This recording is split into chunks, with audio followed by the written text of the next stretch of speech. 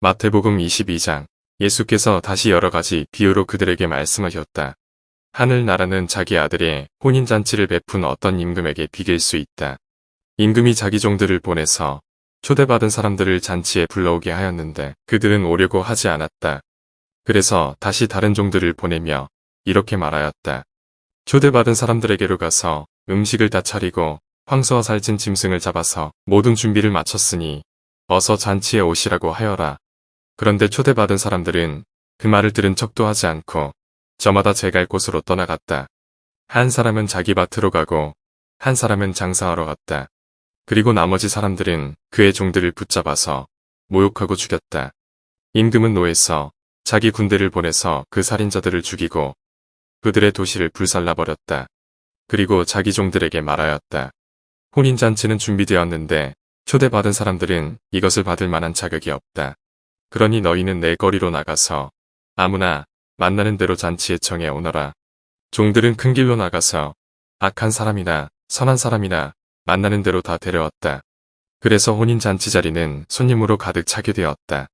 임금이 손님들을 만나러 들어갔다가 거기에 혼인 예복을 입지 않은 사람이 한 명 있는 것을 보고 그에게 묻기를 이 사람아 그대는 혼인 예복을 입지 않은데 어떻게 여기에 들어왔는가 하니 그는 아무 말도 하지 못하였다.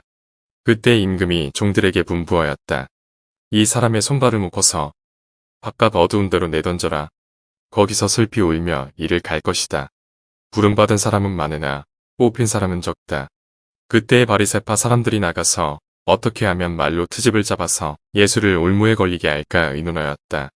그런 다음에 그들은 자기네 제자들을 헤롯 당원들과 함께 예수께 보내어 이렇게 묻게 하였다. 선생님, 우리는 선생님이 진실한 분이시고 하나님의 길을 참되게 가르치시며 아무에게도 매이지 않으시는 줄 압니다. 선생님은 사람의 겉모습을 따지지 않으십니다. 그러니 선생님의 생각은 어떤지 말씀하여 주십시오. 황제에게 세금을 바치는 것이 옳습니까? 옳지 않습니까? 예수께서 그들의 간악한 생각을 아시고 말씀하셨다. 위선자들아, 어찌하여 나를 시험하느냐? 세금으로 내는 돈을 나에게 보여달라. 그들은 데나리온 한 잎을 예수께 가져다 드렸다. 예수께서 그들에게 물으셨다. 이 초상은 누구의 것이며 적힌 글자는 누구를 가리키느냐? 그들이 대답하였다. 황제의 것입니다. 그때 예수께서 그들에게 말씀하셨다. 그렇다면 황제의 것은 황제에게 돌려주고 하나님의 것은 하나님께 돌려드려라. 그들은 이 말씀을 듣고 탄복하였다. 그들은 예수를 남겨두고 떠나갔다. 같은 날 사두개파 사람들이 예수께 와서 부활이 없다고 주장하면서 예수께 말하였다. 선생님, 모세가 말하기를 어떤 사람이 자식이 없이 죽으면 그 동생이 형수에게 장가들어서 그 후사를 세워주어야 한다 하였습니다. 그런데 우리 이웃에 7 형제가 있었습니다. 마지가 장가를 들었다가 자식이 없이 죽음으로 아내를 그의 동생에게 남겨놓았습니다. 둘째도 셋째도 그렇게 해서 7이 다 그렇게 하기에 이르렀습니다. 맨 나중에는 그 여자도 죽었습니다. 그러니 부활 때에 그 여자는 누구의 아내가 되겠습니까? 7이 모두 그 여자를 아내로 맞아들였으니 말입니다. 예수께서 그들에게 대답하셨다. 너희는 성경도 모르고 하나님의 능력도 모르기 때문에 잘못 생각하고 있다.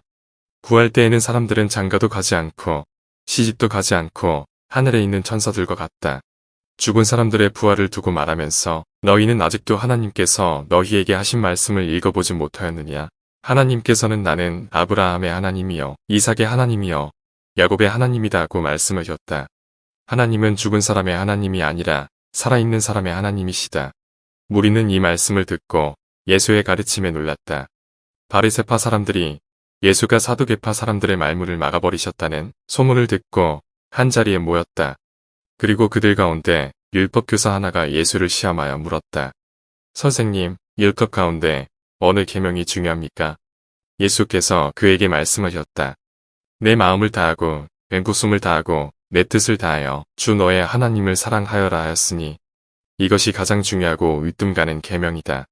둘째 계명도 이것과 같은데 내 이웃을 내 몸과 같이 사랑하여라 한 것이다. 이 2 계명에 온 율법과 예언서의 본뜻이 달려있다.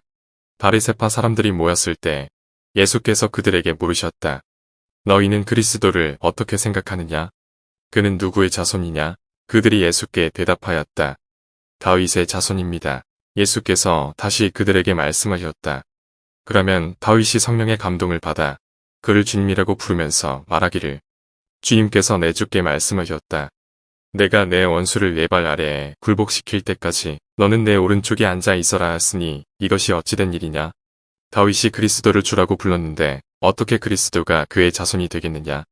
그러자 아무도 예수께 한마디도 대답하지 못했으며 그날부터는 그에게 감히 묻는 사람도 없었다.